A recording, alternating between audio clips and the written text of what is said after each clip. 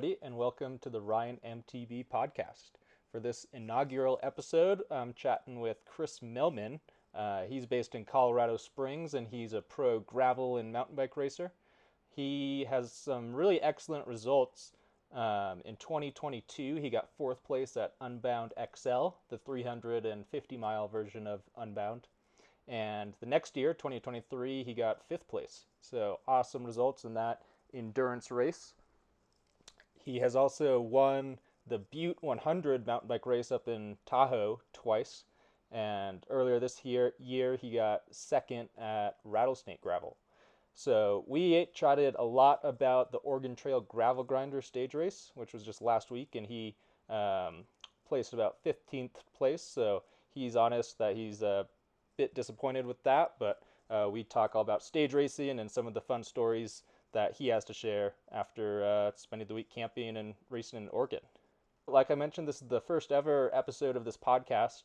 My name is Ryan Simonovich. I'm a journalist who has covered the sport and off-road side of the sport of cycling for a number of years. I write for established publications like Escape Collective, Velo, Cycling News, and so on.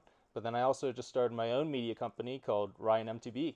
So you can find me here on whatever podcast platform that you like to listen to podcasts on, as well as social media sites like Instagram, TikTok, and even YouTube. We'll upload this podcast to YouTube. So welcome to the YouTube viewers if you're listening or watching in there. This podcast is completely self-funded. I'm bootstrapping it, trying to grow it because I believe there's tons of stories in the gravel and mountain biking worlds that aren't being covered by other media outlets. So I'm trying to bring you the interesting stories and fascinating characters from these sports that we all love. So the best thing you can do to support me and make sure this podcast continues on is to subscribe on Apple or Spotify or wherever you listen. And also subscribe to my social media channels on YouTube, Instagram, and TikTok.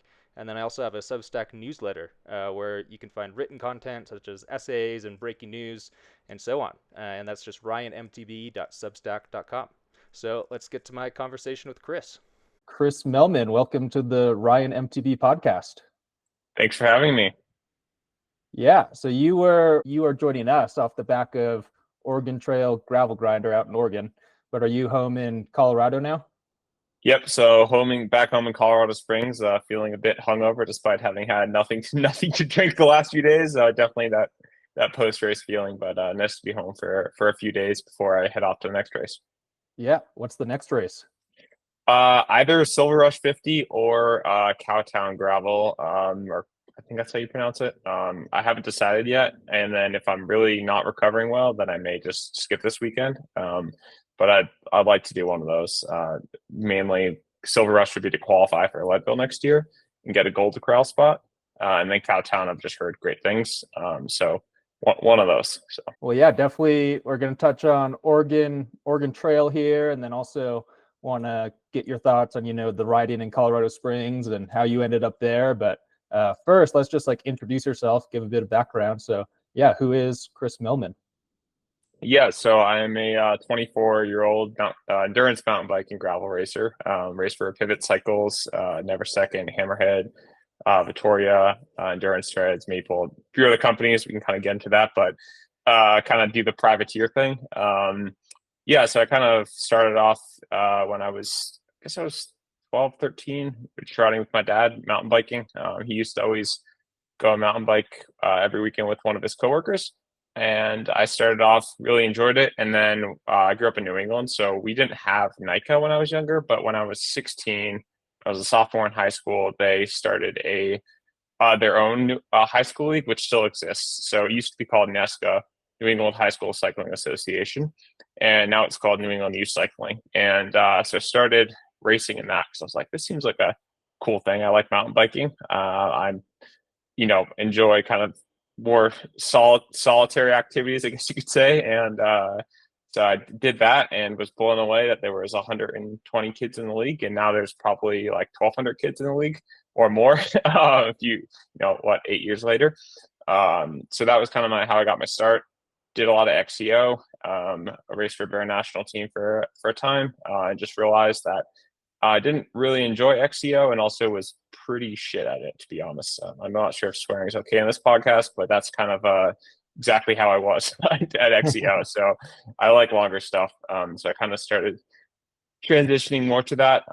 First race I did, actually longer race I guess was Vermont 50 was one. And then I did Breck Epic 2019, loved it. And then kind of as when I hit 2022, I just went all in, kind of the privateer thing, doing the longer events. And yeah, haven't looked back from there. And it seems like you've done lots of gravel, some mountain bike as well, longer marathon mountain bike stuff. Yep. And then people may know you from Unbound XL. You've done that a couple times. Was it 2022 and 23 that you've done it? Yep, both those years, and then hopefully again next year. I took a break this year after the let's say challenging race that was last year in terms of equipment and everything else. I think I needed a break from it, but hopefully go back next year. So. And then you ended up in Colorado for college. Is that correct? Yeah, so I graduated from Colorado College already 6 months ago, December. So I was supposed to graduate in June 2023, but with racing, I took a couple of blocks off school. So for those who aren't familiar, Colorado College does this weird thing called the block plan. So you take like one class for 3.5 weeks at a time, and that's the only class you take. So you might be in class for 3+ hours a day. But it has its advantages and disadvantages, but one of the advantages is you can take a block off and it's not like you're missing the whole semester. So it was good with racing. So I graduated, you had to take a few blocks last fall. But it was worth it. So yeah, now I work for a marketing agency based in Massachusetts called Miso Partners. And so I work remotely. So my boss he's a mountain biker as well, and he's been very, very flexible with the racing schedule, which can be challenging at times, especially when you're camping for 5 days, like I was last week, or camping for 5 days, three work days, I guess. So that's been a really cool experience. So let's jump into Oregon Trail here. So Oregon Trail Gravel Grinder, I think is the name. Gravel stage race there in Oregon. Seems like it's been getting pretty popular, like attracting pretty deep fields in recent years. And it looks like Rob Britton won your category this year. Yeah, honestly, there were so many changes in GC, especially the last couple of days. I think he won. I know Hugo was up there. I think it was Rob or Hugo were right up there, and they're kind of back and forth. And yeah, I mean, I think it really gained popularity just as an event because it just was a great event. It's a really cool experience. It's very unique, really well run. And then this year it became part of the Gravel Earth Series, which probably for a lot of Americans are not familiar with that, but that's kind of like I would say the premier global series. I know like there's obviously the Lifetime Grand Prix, there's BWR, lots in North America, but there's the UCI World Series, but Gravel Earth Series is like an independent series made up of a series of, I guess they're all technically independent races. But it's run by this guy named, I'm probably going to butcher this pronunciation, Gerard Fahis. He's from Girona. Really, really cool guy. But he runs the Traca as well. So he owns Classmark, which owns and runs the Traca, which is like the biggest race in Europe, I'd say. That's not a UCI event, not the UCI World Championships. Probably numbers wise as well, it's the biggest race. But he also owns the Gravel Series, and so when Oregon Trail became part of that, it definitely attracted more big names. So I think I'm assuming next year is gonna kind of be the same, where it just keeps going up in level. And had you done this race before, or even like raced in Oregon before? No, I actually never been to Oregon before. Now I want to go back. It's an incredible place.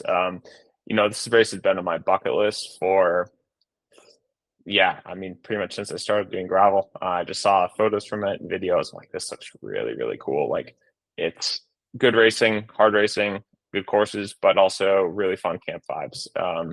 And it absolutely lived up to expectations. And yeah, I mean, I think, it was just one of those things of trying to fit in the schedule. And that was kind of part of the reason of skipping Unbound this year was I did the Traca 360 and I was doing this. And if I did Traca 360, Unbound XL and this, I think that was a little much. So it kind of worked out in the end. But definitely one I want to go back to as well. And stage racing is a whole different animal. compared to just one day racing. So what's attracted you to stage racing? Because I think you've done some mountain bike stage races as well. Do you prefer the multi-day format over one day, or any preference there? Yeah, I mean, this is my first gravel stage race. There aren't too many gravel stage races out there in the U.S. I think there's three really. I should be Transylvania, um, Trans Rockies, which is actually in Canada, and then Oregon Trail. And I don't think there's too many others. I do like stage racing. It's a lot in your body, but it's kind of cool to get in that routine of waking up in the morning, going, just realizing that a lot of what's holding you back is your head, not necessarily your legs. Realizing that, just forgetting the fact that you've raced 3 days and just being able to push yourself to the limit. I think that's really cool. It's also cool because regardless of who you are, it's just finishing it. It's kind of an accomplishment. Whereas there's a lot of other races where it's maybe not as much, doesn't feel like an accomplishment just across the finish line. Whereas a stage race, it's like, oh wow, like that was cool. And yeah, I just found there's also really good community with them. I think, especially with mountain bike races, like you really get to know the people you're racing against. You kind of get to know who you're racing around all the time. And with this one, especially because you're all camping together, you really get to know these people. And yeah, so I think after this one, definitely kind of scratching my head as to why it was so bad the last 2 days. I absolutely blew up and could barely ride zone 2 power, which in all the other stages I've done, I think my strength has probably been consistency. Never had one amazing day, but I've also never had one terrible day. This race was kind of different, so I'm just trying to figure that out. But in general, I'd say I like stage racing. So Yeah, and well, you don't have to dwell on the negative too much, but I would like to discuss sort of, I don't know, play by play how the stages went for you. So yeah, what's sort of like the rundown of how the race went? yeah, I mean, I guess going into it, I knew it was going to be. I mean, it was a stacked field. There was a lot of really good riders from Europe. There's all like the strong American riders, and I think the first stage we all kind of thought, well, especially the former roadies were like, this looks like a road race. Looks fast, looks pretty flat. There's one climb, should be like, yeah, really quick. And as it turns out, that bend is pretty sandy around there, especially right in around bend. Once you get over that kind of the Cascades, it changes surface. But yeah, it was hard, really hard. So that first stage was not an easy day. But kind of what happened is I got gapped off the lead group with probably a group of 10, 15, some pretty strong guys in there. We chased back on, which was just, I was absolutely at my limit. But then what happened is got back to the lead group and we hit this like 10, 15 mile section of kind of this really sandy gravel. And it wasn't deep sand, but it was enough where it really sapped your power just to be able to stay on the wheel because it really, really, you kind of dug in a little bit with your tires. Eventually got dropped and yeah, kind of kept chasing. And then near the end, like I just saw these guys ahead of me. And I was like, is that Griffin Easter? And then one of the guys I was staying with on Groove Gravel, Diederik Deline, who's a Dutch guy. He lives in Spain. Caught him, Matt Bird, and Griffin, and somehow dropped Griffin, which definitely made me feel good. Griffin was on a terrible day, and then then kind of we had a weird finish, which was like a short road climb, and then like a 35, probably 40-mile-an-hour road descent, average speed, all the way to the finish for the last like 5 miles, which I don't think I've ever had before in a gravel race. This one went well. I finished in 10th, and then and then I got to the campsite and crashed at the campsite, which was maybe one of my more embarrassing moments, but kind of on par for my last month of luck, I would say. We were staying at like a track, and all the tents were inside the track, and in the infield, in the football field, they had like a little strip of that track surface, I guess, for one of the field events, probably like pole vaulting or something. The grass was kind of growing up around it, so I didn't realize it was a big lip. It was probably like a few inches tall. Hit the lip at like a really like a shallow angle, and just front tire slid. I fell straight on my hip on the track. And I woke up the next morning and couldn't really walk properly, and I was like, this is a problem. But luckily, because of logging, they had to neutralize the first hour, and we had to go way around the original route. And so that gave me time to warm up. And so the second stage was like net downhill, technically, which was like 8,000 feet of descending, 4,000 feet of climbing. That definitely didn't make it easy.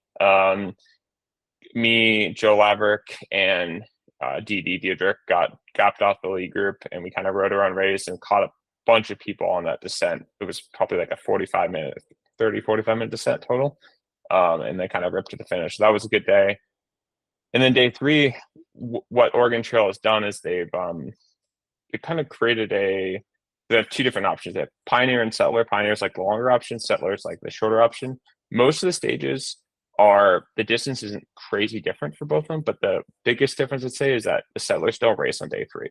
So that took a time trial day for the Pioneers, which was super nice because we were in the same campsite for 2 nights. We knew that we only had like 2 hours of riding total that day, late start, sleep in, just pretty relaxed. It had 3 segments. It had a flat segment, half on the road and half on single track, a 4.5-mile hill climb, and then a 3.5-mile just downhill like KOM segment, that was pretty scary. And so that stage was for me was kind of surviving. The uphill part was good. The flat part, I definitely missed pace. I felt good on the single track, but the road, definitely I'm not the most aero person. And the descent, I just told myself just get through it safely, which was a good decision. And then I guess kind of going on to stage 4 and 5 were the big days. Like stage 4 was 93 miles, 9,000 feet of climbing, something like that. And I felt great in the first climb, and then progressively faded, and by the end was just crawling. So I lost a ton of time there. And then stage 5 was just insane. I think if you talk to anyone who's done Oregon Trail gravel before, they'll probably tell you that, like, they'll warn you about the last day, because going back to bend, you get back to that sandy soil. So I knew it was going to be sandy, but I didn't know it was going to be like start off with like a 5 to 10 mile sand pit. So we had a 1 hour bus transfer because we were staying in this area that had been hit by a really bad forest fire a few years ago. So we couldn't race there. The start was 1 mile of kind of slightly downhill pavement, left turn. And then it literally was like a cyclocross course, just like really deep sand, carnage. I was way too far back. So I was kind of riding through the field. And naturally, Vandenham ended up winning the stage. And when I passed, I was like behind a lot of the women's field and rode through it. And of course, Becca Farringer was up front, being a cyclocross racer through the sand pit. But yeah, I mean, my legs were pretty cooked. But it was like a mix of stand descending or super chunky descending, and then one like road climb. And the last descent was probably 15, 17 miles long. So it was a big descent back to bend. But that was one of those stages that just beat you up. And yeah, really, really killed you. But, I'd say my legs were terrible the last 2 days. The first 2 days were good, but overall just like a really cool mix of courses, really interesting mix of surfaces. You really got everything there, and it really tested, I think, the complete gravel rider. I think you ended up like 15th place or something like that. Yeah, definitely not super happy with that. I mean, I was hoping for a top 10. I think first stage I was 10th place, and I felt like throughout the first 2 days I was like, I've got this. Like, I definitely feel strong. And then the last 2 days, just like lights went out. But I mean, I'll take it. It was a strong field. And looking back at it, I'm like, considering who was there, I'm pretty happy overall. Just got to get those last 2 days dialed in. So you've done, Oregon Trail, you've done a lot of bigger gravel races, mountain bike races. And you're sort of a young rider. You're just out of college, so sort of early, mid-20s. But then you're also racing against some more experienced pros like Rob Britton. You mentioned Griffin Easter. He's don't think he's quite as old as Rob Britton, but he's definitely a bit more experienced. And both of those guys have a pretty extensive road racing background. So what is it like, being in the races with these guys who are, some pretty big names, pretty legendary names at times, and such different backgrounds? Yeah, I mean, I think this race was cool because you really got to know those people, and they just talk to you like they were, you're equal to them, which was interesting. I think generally in the races, it's just amazing how calm they are moving through the pack. Like, just watching Howes move up at times, it was like, holy crap.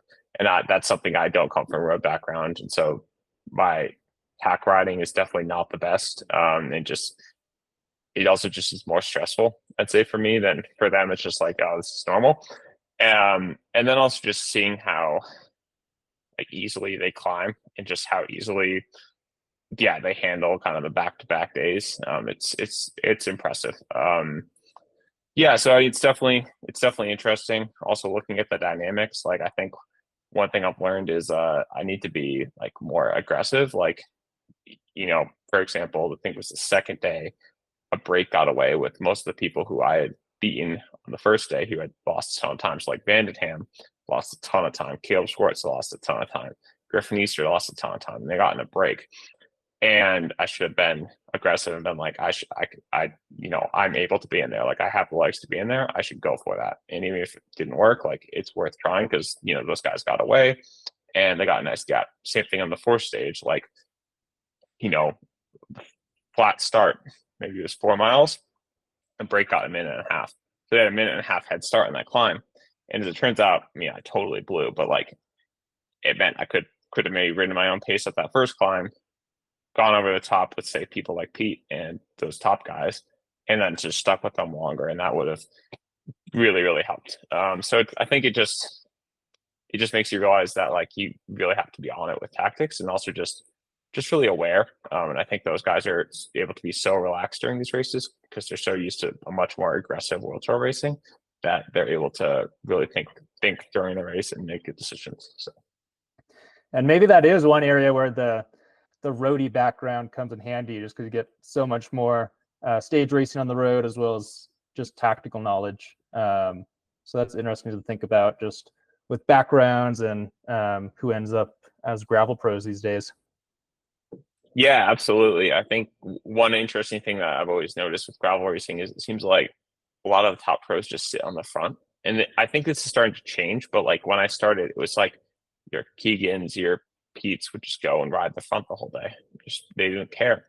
And I think it was because they felt they were so much stronger than everyone else. But now I think the level is so high that you really have to be thinking about tactics to win some of these races. I think Oregon Trail, like it was a really stacked field, but it wasn't a super deep field, if that makes sense. But if you're going to Unbound, you can't just expect to ride the front the whole day and win that race in the 200. Like those guys are all so good.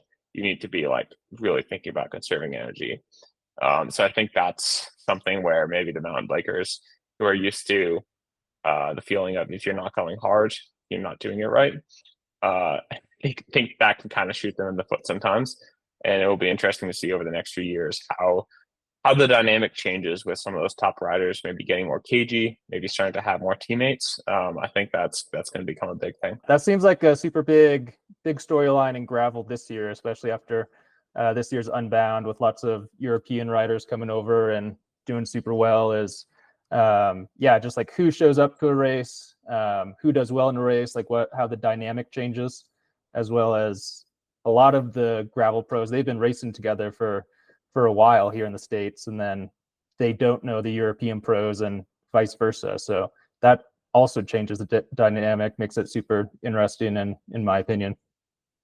Yeah, I think it is interesting because ultimately all the top guys most of them are friends, I would say, or at least they know each other well. Maybe not all of them are best friends, but I say most of the guys in this race are all really good friends with each other. So it is an interesting dynamic, and they don't just know how each other race; they also just know each other's personalities and kind of can predict how they're going to act. Whereas you bring in, there's a French team there, and I think they may have been had a little bit of culture shock by how the race went and like what sort of atmosphere it was. Maybe it was like a little too like, I don't know if amateur is the right word, but it was just too relaxed maybe for them. Like, for example, there was a tie on one of the stages for the GC. So they did a rock, paper, scissors, shoot contest. And the next stage, there was a tie for second place. So they did a beer chugging competition. And naturally, the New Zealand guy kicked Michael Vandenham's ass. Sorry, Michael Vandenham, but he clearly lost. But I think, for some people who aren't in the US, they're going to be like, this is weird. Like, this is a race with a prize purse and we're here to win. Why are we doing this? This is kind of BS. But like, that's kind of part of the appeal of that race is that it's hard racing, but you have kind of the off the bike, like just a good atmosphere. And I think that also plays into the racing dynamic. Like I think it's harder for some of the pros to be assholes to each other because you're going to be spending the rest of the 5 days with each other in camp as well. So you're always going to see that guy. And I think that can make a difference. So I think people are generally friendlier. we're pretty friendly during the race itself. That's a great point. With these stage races, do you think it's a good atmosphere for like the amateur side of racing? Like obviously this is a part of the Gravel Earth series, pretty elite series, but what was the amateur presence like at this one? Yeah, I mean, I'd say probably 80% of the field was there just to ride. If you just want to go ride it with friends and stuff, probably one of the coolest events to do. You get I think it was like $1,100. Trying to remember, but which sounds like a lot, but you get if you get the VIP package, they set up your tent for you. They transport all your stuff between stages. You get all your meals. There's great aid stations, great atmosphere, games. For those who I don't personally drink, but like for those who drink beer, like free beer all afternoon. There's just it's just a really really cool experience where you can go have fun with your friends, camp with them, hang out, and have no pressure. And the views are incredible. I mean, I didn't get to enjoy them a ton, but a few times I was able to look over, I was like, wow, this is really amazing. So I would say, like, as far as an amateur event, like this is probably one of the best ones out there. Just as far as an experience goes, like it's cool going to a 1 day race, and some of them do a great job. So, like for example, Rattlesnake Gravel in Texas, like it's a 1 day race, but it's a whole like weekend of festivities and cookouts and just fun. But for a lot of them, it's like you show up, you leave. And I think for this, it was just it's a good little vacation race if you want to do it. Sounds awesome, and especially so if you're trying to like go to a new place and experience it and have the routes all dialed for you, because you could go alone and try and figure out the routes, or you could do a 1 day race and you see like 100 miles, but then a stage race you see 4 times that maybe. So and the courses were marked as well, so that was another thing which sets it apart. Like most gravel races are not marked, these courses were all marked. So obviously I had the course on my GPS, but the courses were marked like very well, and honestly there weren't so many turns anyway that it wasn't super complicated, and also there was very little traffic. Like I don't think we passed a single person's house the whole race. It was all like remote back roads. It was last day there was some more like dirt bike traffic because we were nearer to Bend, but in general, just like you didn't have to think about cars. And even in places like Kansas and Oklahoma, there still are cars on those roads, and so it's a lot busier. And so this was just a kind of a great location for the race in terms of that as well. Let's transition to talk about privateer life if you're willing definitely to talk about that sort of stuff. Yeah, you've raced on teams before, spent some time with Bear, but in recent years you've set out on your own, become a privateer, as they say. So what inspired you to go that direction in your career? So I think it was mostly because 2022 was not long ago, but it still was. It kind of feels like a decade ago in the gravel, I guess, ecosystem. And there aren't really many teams per se, and they're only teams if you're really really good. And so for me, I had some good connections with companies and stuff, and companies that I really respect. And so I think this would be a really cool experience to go out on my own. Also get to choose the races I want to do, which is a big thing because I really want to focus on that marathon and gravel side. So yeah, I mean, I think it's been a learning experience for sure. But I think it's a good life experience more than anything else, just being able to advocate for yourself, being able to almost market yourself, and working in marketing now. I can definitely say that both sides of my life feed into each other in terms of like informing what I do on the other side. So yeah, I think now there are a few more gravel teams, but a lot of them are definitely for people who are better than me. And I also think just based on my experience this last weekend, talking to some people on teams, like it's not always necessarily a better experience. Logistics can be easier, but it depends. It also gives you less freedom in terms of what you're choosing to do. It is interesting with gravel teams that are sort of popping up. You have maybe more sort of traditional teams that you'd see on the mountain bike or roadside, but then also maybe you have these like collectives, as they call them. Like, Yep.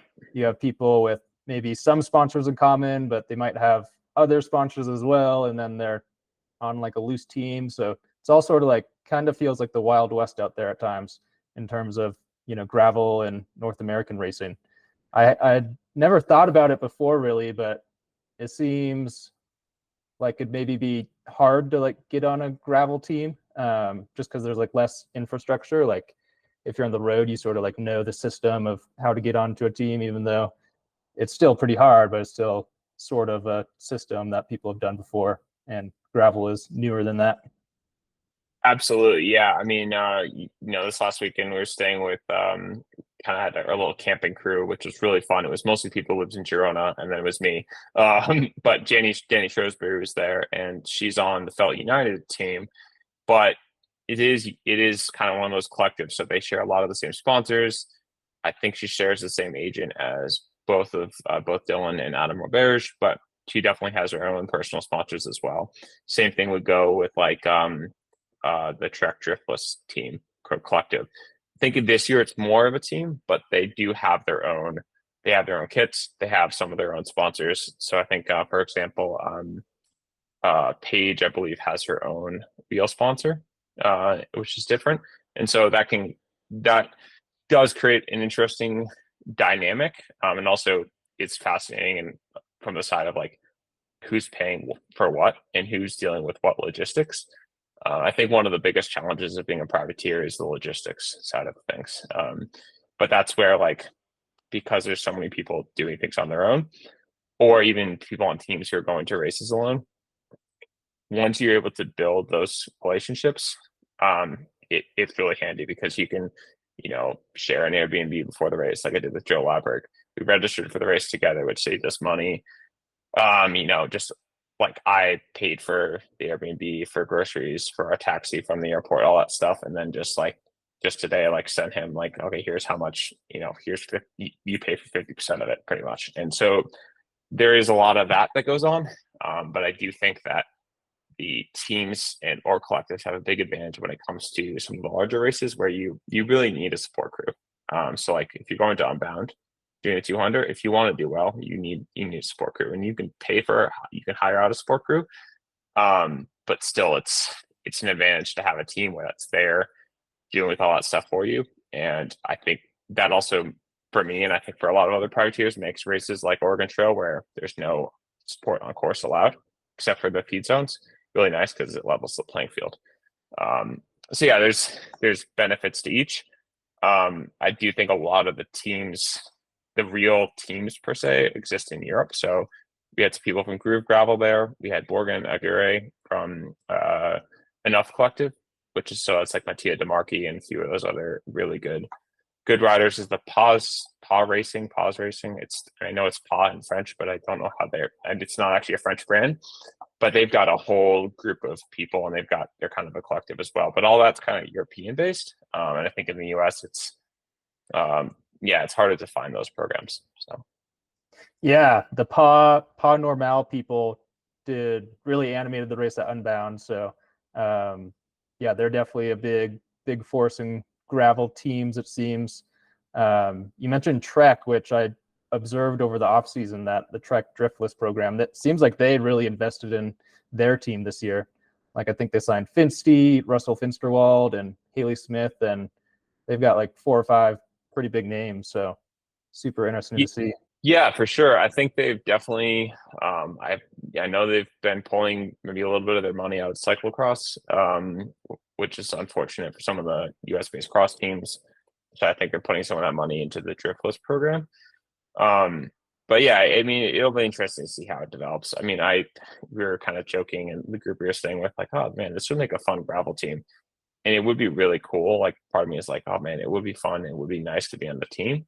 But it'd be hard to find a program that would be willing to accept somebody like me that's not, winning every race. And also there are a few gravel teams that say like the Mazda Groove gravel. I forget what they're called now. They used to be Mazda Lauf. They're a gravel only team. And then if you want to do mountain bike, like some of the guys have totally separate sponsors, and it just doesn't work that well. Because like, cool, you're wearing this kit for gravel, but then you're repping a totally different kit for mountain bike, and it's like it just makes it double more complicated, but also just doesn't make any sense from a sponsor perspective. So yeah, it's a challenging landscape from that perspective for sure. And so you mentioned logistics and sort of travel planning. You touched on it a bit. Sounds like it's sort of just like planning a trip with friends, like somebody pays and you get money on Venmo or something. But how do you handle that for yourself? How do you plan out the season and keep track of all that expenses and bookings and all that? Yeah, I mean, definitely I'm a spreadsheet guy. I think that comes from work. I just always like using those for organization. And then like Joe and I, we kind of had a plan heading into this year. So it was, summer, fall last year that we were going to do a few events together and also kind of split some of our US and European side of things. So we kind of had a meeting last fall, compared schedules and figured out what was going to overlap. So like our whole March block was essentially together. So he flew into Oklahoma. I picked him up because I drove there. We shared an Airbnb for Mid-South. We drove to Rattlesnake. We shared a RV there, which was provided to us by the race, which was incredible. Came back here to stay with me. We went to BWR. And then when I went to Girona for the track, I stayed with him. So like there's some of that reciprocation and just kind of coordinating schedules. And like he's ahead of me in this game, but he's already planned out most of his 2025 schedule. So I got to start getting on that. But for me, like I think one of the things I do is I have like a race wish list, which is very long. And I kind of narrow things down and see like, okay, how would this fit? Like, do I want to do this year? Logistically, how will things work? How much races cost and stuff? And then I have like within that spreadsheet, I have like, race cost and everything planned out there. So that's kind of how I narrow things down. And I think also the more seasons I do it, I kind of feel like I'm getting in a rhythm of like kind of end up doing these sorts of races at the beginning of the year and then switching over to more like mountain bike. And then it just kind of has a kind of a general season rhythm. I do think that where I live is very, very advantageous because Colorado Springs, like you're near a couple of airports. The Springs Airport is great if you go into specific places, but if you want a direct flight, like Denver, it's an hour drive away. And I can drive to all the races in Kansas. I can drive to the races in Oklahoma. I can drive to races in Texas. I can drive to all the Colorado mountain bike races. I can drive to Utah. So it's like the rest of the summer, I'm driving everywhere, which is huge. Fall, maybe have one flight, but I think like that's also a big thing. But yeah, it's definitely some coordination with people and just using those connections going forward just to be able to share things. Yeah, definitely seems like the Front Range of Colorado is, like you said, near airports, pretty good location. Definitely better than down here in Durango. Yeah, Durango is definitely, it would be nice place to live. The same thing like Bend was incredible, but I was thinking, yeah, it's a tough place to live though if you're trying to travel to a lot of races around the country. So yeah, I mean, there's no perfect place for sure, but there's definitely there are areas that are easier than others. So do you have like a set budget at the beginning of the year, or how do you figure out all the money and how do you make it work? Not exactly. I think with my race wish list, I've kind of figured out what works out in terms of like there are certain races that cost a lot more money. So sorry, Lifetime, those races cost a lot more money for what you're getting. So for me, like I've typically done one stage race per year. Those also tend to be a lot more expensive, especially a race like Breck Epic. It's a lot more expensive. But then so I don't say I go in with like, okay, here's exactly how much I have to spend this year because it's really hard because, for example, with this last race, it's not like any normal race where you're heading into it like, okay, Airbnb, race entry, and flight, or if you're driving gas or whatever. It's not like that. It's like, oh, like for example, Joe had to buy a sleeping bag. Like I own a sleeping bag, but Joe had to buy a sleeping bag. We had to like do all this other stuff, like, Ubers to get our stuff to the hotel, to pack the bins, and like all these other little things that just add up. And so yeah, I don't say I head into the season like, okay, here's exactly how much I'm going to spend. But I think what I figured out is if I plan it out similarly each year, and it ends up working out pretty well. And what I've also figured out is sometimes the races that seem the most expensive are actually the cheapest. So, for example, like if you get an all-inclusive stage race, sticker price is high, but then when you consider, oh wait, I'm getting everything, you're going to be spending a lot more than that if you're doing everything yourself. So there's things like that, but yeah, I mean, it's some people have like use spreadsheets and say, okay, here's exactly how much I'm spending. Here's, how I'm going to divvy it up, how many races I'm going to do. For me, it's kind of, yeah, I'd say a little bit more like, okay, here's pretty much how many races I'm going to do, and we'll figure it out as we go. So it's not as exact. The other thing that is work. So previously it was school and work. So I was working a job on the side during college. And it meant like summer was just balancing work and racing. But then when you get in the spring, it was like, okay, when's my spring break? Because like that's when I should be racing. Whereas trying to fit everything in with school was really challenging. And now it's just like, okay, here are my race dates. When can I travel to make, minimize missing work and stuff. So like this week, I'm gonna drive on July 4th because that's like an easy no brainer. It's like Thursday, drive. It's probably when I'd want to drive to the race anyway. Won't miss any work. So there's things like that as well. But yeah, the logistics are probably the most stressful part. I'd say season planning is the most stressful part, and part of that is also just beyond cost, beyond housing. Can you get into the race? That's part of the challenge. Like some of the races are lottery, some of them are first come, first serve. And it's like you might plan your season and then not get into the race. I didn't get into Leadville this year. So now my only option is like if I want to do Leadville, I have to go to Silver Rush, essentially win the race and get a certain time to get a gold corral slot. So that's why I'm pushing it back to next year, because I'm like, so there's a lot of the planning elements that also kind of come down to things you can't always control like that. So you mentioned Rattlesnake, and they hooked you up with an RV.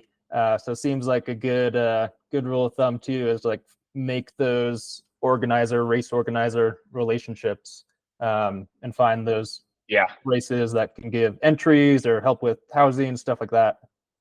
Absolutely, yeah. That was a huge thing. Like, that week we had an RV. They had food. It was just also just an incredible event. And I think just building relationships with the organizers in general, even if it doesn't mean you're getting a free entry to the race, it can come in handy. You never know when it can come in handy. It's same thing just in general. I think it's a good rule of thumb in life, but also in cycling. Like a lot of sponsorships come from connections. My job came from somebody I met in high school. My boss, I met him in high school when I was working at a bike shop, and he was a brand rep, and he had owned an agency that represented a bunch of brands. And little did I know, 8 years later, 6 years later, I'd be working for him. So there's a lot of that. It is something I find really challenging, is like being willing to ask for discounts or entries, because I don't feel like I deserve that. And also I know that like a lot of the races that I go to they're independent races, and they're not making a lot of money. So it's not like they've got 200 entries to give out. And then there are races like lifetime events where they're not going to give you an entry. It doesn't matter. Like you're going to pay for it regardless, unless you're in the Grand Prix. So it's challenging, and I always debate, like, should I ask for a discount? Should I ask for an entry? And usually it's like, if you ask for an entry, you want to be able to give them something in return, like marketing the event and stuff. But it is always something that's challenging. I'm sure it's easier for someone like Keegan, but it's not easier for someone like me. How do you approach that networking and relationship building with sponsors and just the industry as a whole? Yeah, I mean, I have a list of contacts I just kind of keep building out. That's one thing I do. And then honestly, it's a lot of outreach and just kind of, I guess you'd say warming up the leads would be the technical term. But no, it's just more like developing relationships and showing real genuine interest. And also, like for example, with Pivot, like that was a brand that I first started riding back in 2016, end of 2016, and I worked for a Pivot shop.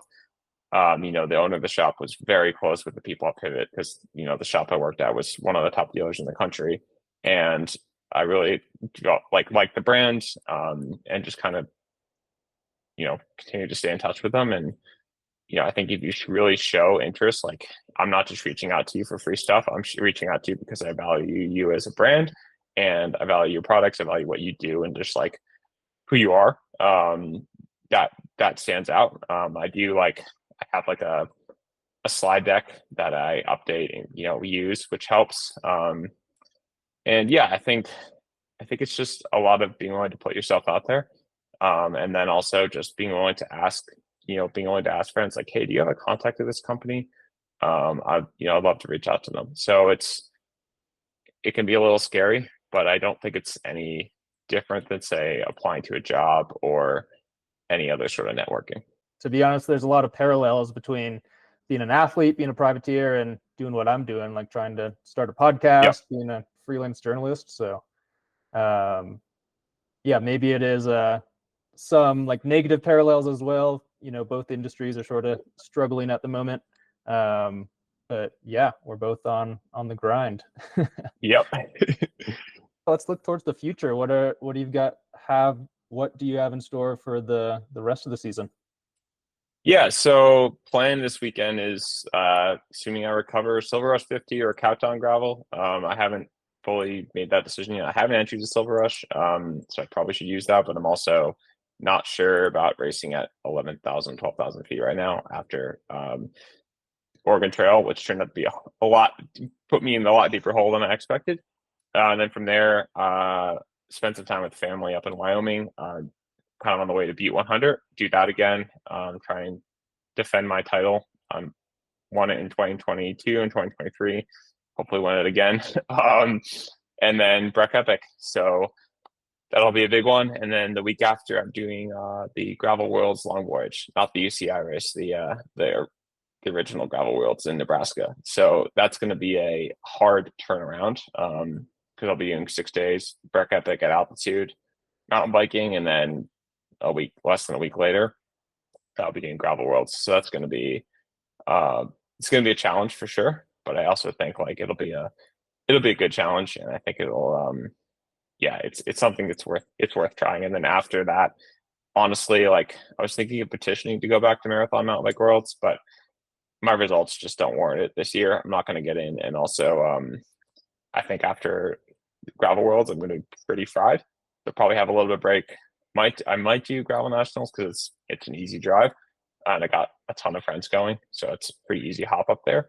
And then planning on doing Little Sugar and Big Sugar. So those that will kind of round out my season. Are they doing a Marathon Mountain Bike World Cup in the States this year? Yeah, Lake Placid, and that's actually one I've thought of as well because my family's from New England, so it'd be kind of a nice way to get home, visit some friends as well. But I honestly haven't thought of that far ahead. I think it's in September sometime. So I'd have to look. Honestly, I feel like for me, one of the things is I have a plan of what I'm doing heading out that far. But when I hit the fall, you just also have to listen to your body. Sometimes your body just says, I'm done. I need a break. It will be interesting this year because typically I'm used to like, for the past however many years of my life, like there's just been this divide between summer and fall because fall is when school starts. Mm-hmm. And now I don't have that. So now it's like the same, tempo throughout the year. And so it makes it easier in a way. And also like, I'd say generally easier just because like I know what to expect. Whereas, in college, every month I switched professors. And so sometimes you had no clue what to expect. So you must feel like sitting there the first day, like this could be the hardest class I ever take, or it could be the easiest class I ever take. And no idea.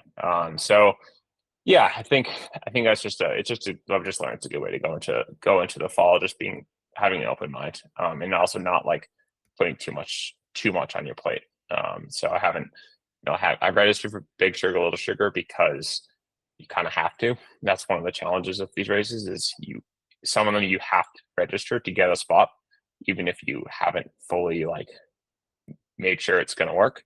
Um, but that's just, I think that's part of the challenge of being a racer. Do your sponsors want you to attend any races, or is that decision pretty much up to you?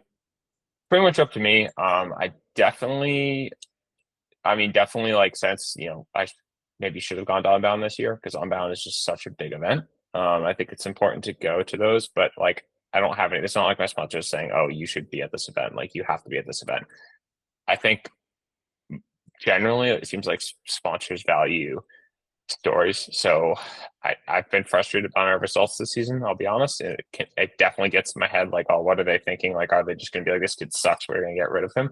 But also like at the end of the day, like it's not just results that sell the products. It's not just results that show good side of the company. It's kind of the stories behind them.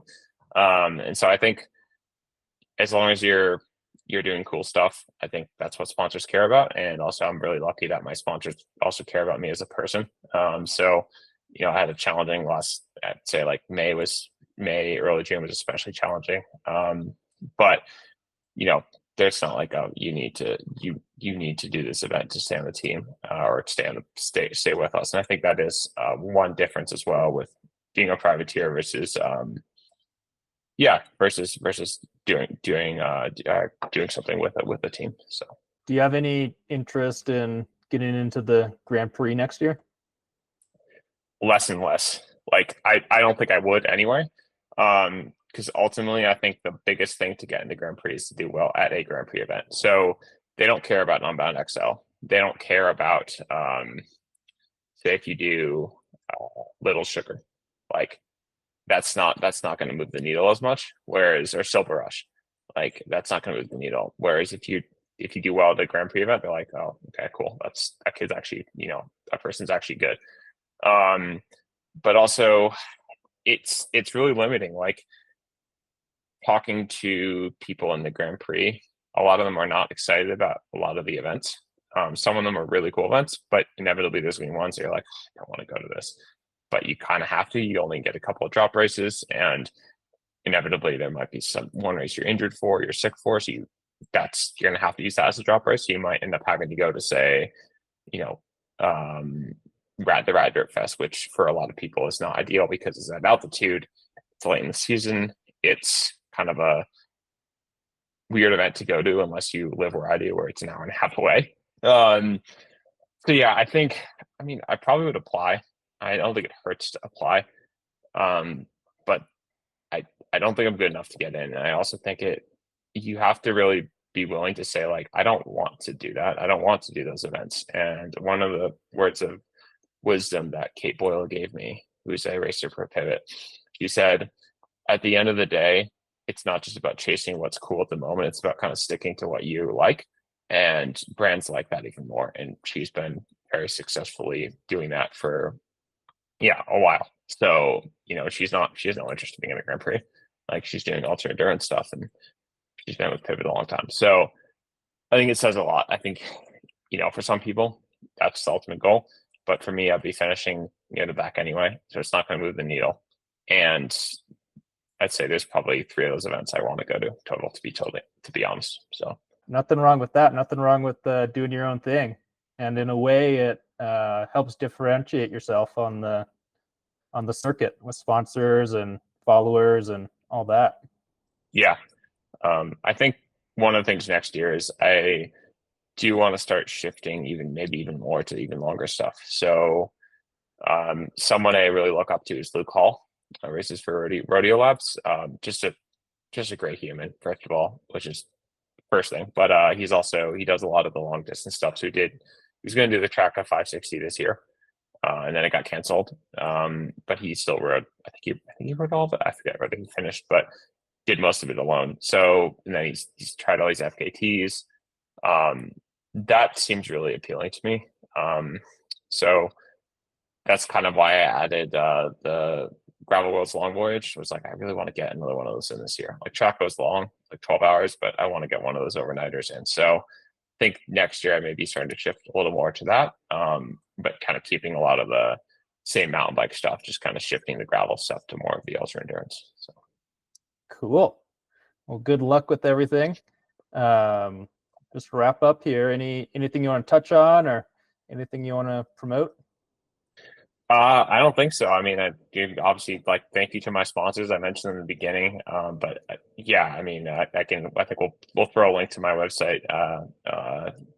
I guess in the show notes. I also have a Substack which I do update not as regularly as I should, but I really enjoy writing. Like, so part of it for me is as much as just posting it is kind of like it's a good way to like process a race or an event in my brain. So yeah, we'll throw a link to that in the show notes. But yeah, Awesome. Well, thanks for coming on the podcast, Chris. Best of luck awesome. with rest of the season, and hope to meet you out there in person someday at one of the races. Awesome. Thank you so much for having me.